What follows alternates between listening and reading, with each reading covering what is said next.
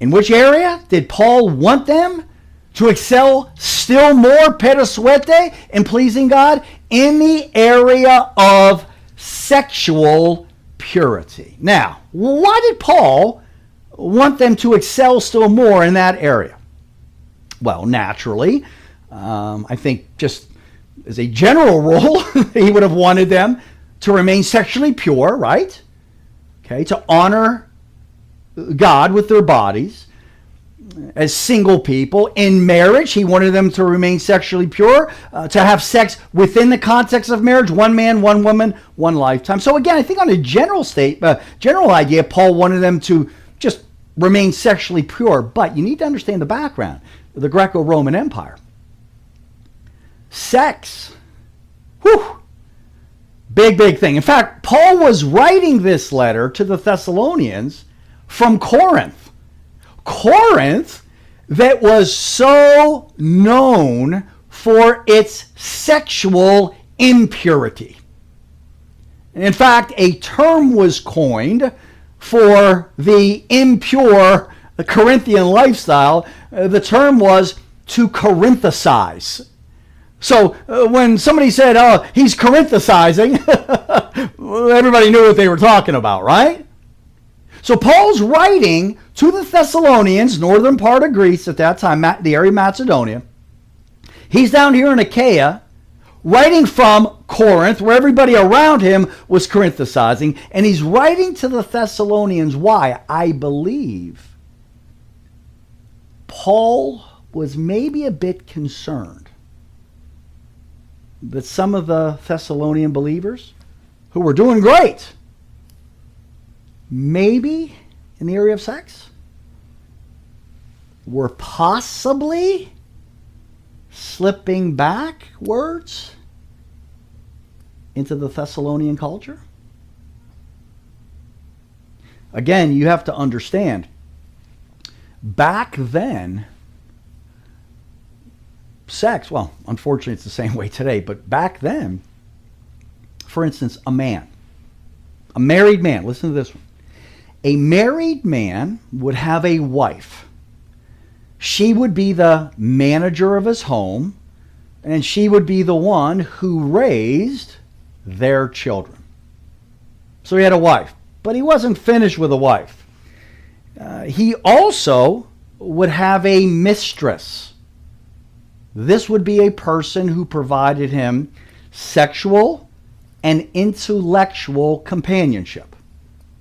So he had a wife and he had a mistress. This was all accepted back in the Greco-Roman Empire. Wife, mistress, but that wasn't enough. He would also have a harlot on the side, where he could just go off and satisfy his sexual desires.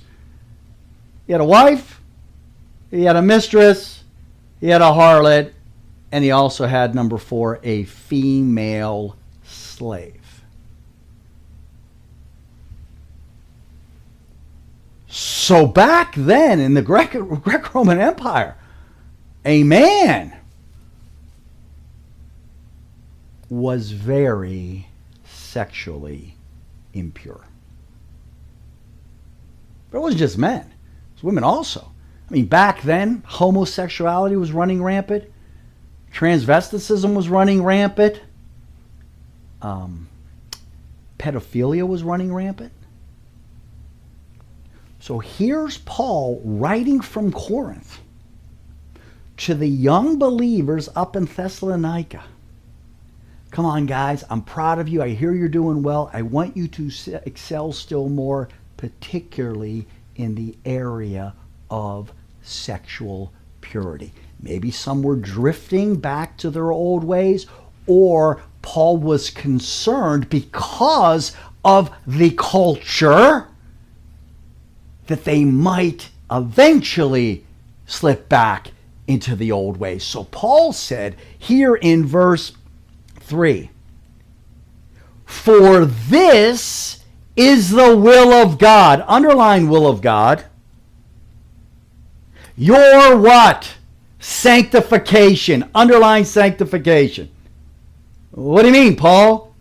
He clarifies it. That is, that you abstain, underlined abstain, from what? Sexual immorality. Underline, circle, sexual immorality.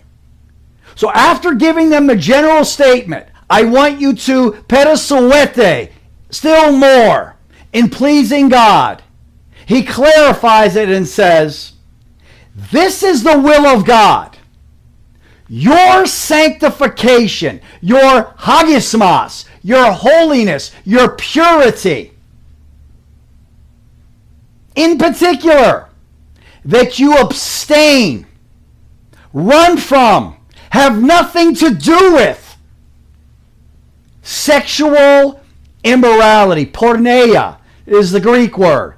It describes all forms of illicit sex. Paul says, you want to know the will of God? He says, this is the will of God. Your sanctification. In fact, he says it 3 times in this section. In verse 3, your sanctification. Verse 4, that you possess your own vessel in sanctification and honor. And then at the end of verse 7, God has called us for the purpose, has not called us for the purpose of impurity, but in sanctification. 3 times in this section, talking about sexual purity. Paul says you have been called to sanctification. What does that mean? Christ saved them out of this world. He chose them. They have been called out. They have been set apart in terms of their salvation. And they are also to be set apart from the worldly behavior, and they are to be set apart to pleasing God. In which area? In this area. Porneia, sexual purity. And it's funny because Paul doesn't leave them to guess, to go, I wonder what God's will is when it comes to sex. He goes, let me tell you, this is the will of God. He says, your sanctification. Here it is, that you abstain from sexual immorality. It's funny, I hear people all the time, Christians saying, gosh, I just wish I knew the will of God for me. You know, it's interesting as you read the Bible, God will be very specific and say, this is my will. This is my will. And people are going, oh gosh, I wish I knew the will of God. Oh, is there a sign? Is there something God can just speak to me in a dream or a vision? No, God has already spoken. And what does he say, Christian, when it comes to the area of sexual purity? This is the will of God. There's no guessing. There's no searching. There's no waiting for a dream or a vision. It is right here. Already given. The question is, are we going to obey it? Oh, I just want to do God's will. I just want to please God. I just don't know how. Well, here's an area. To abstain from sexual impurity. Heterosexual sex outside of marriage. Stay away from it. Homosexual sex. Stay away from it. Masturbation, pornography. Stay away from it. Abstain, flee from it. Not just the act, right? Go to Matthew chapter 5. Our Lord said the same thing. His famous Sermon on the Mount, Matthew chapter 5. Look what our Lord said in regards to sexual purity. Verse 27, you've heard that it was said, you shall not commit adultery, but I say to you. Pretty authoritative, huh? I say to you. that everyone who looks at a woman with lust for her has already committed adultery with her in his heart. Jesus is saying it's not just simply the act that's sin, it's even the attitude, the internal attitude that's sin. What do? Jesus gives you a great analogy. He says if your right eye makes you stumble, in other words, if your right eye is the one that's preventing you from abstaining from sexual immorality, what does Jesus say? Tear it out and throw it from you. What? Yeah, he says it's better for you to lose one of the parts of your body than for your whole body to be thrown into hell. Now, is Jesus saying that you just need to mutilate yourself and cut out your eye? No, he is saying act as though your eye was gouged out. In other words, Christian, watch where you're looking. And if you see someone or someone that's starting to cause you to maybe lust, act as though you just gouged your eye out. Don't look. Verse 30, if your right hand makes you stumble, cut it off and throw it from you. He's not talking about literal mutilation here. He is saying act as though your hand is cut off. Don't reach for that.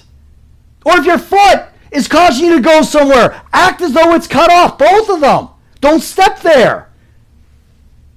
Because it's better for you to lose one of the parts of your body than for your whole body to go into hell. This is what, same thing, the same concept Paul was saying to the Thessalonians. He said, this is the will of God. You want to please God? Perosuete, excel still more? Here's an area. This is the will of God. Your sanctification, your holiness, your purity, your Christ-likeness, particularly in the area of sex. He says, abstain. Gouge out your eye. Cut off your hand. Cut off your feet. Not literally, figuratively. So that you don't fall into the trap, Christian, of being sexually immoral. Back to 1 Thessalonians.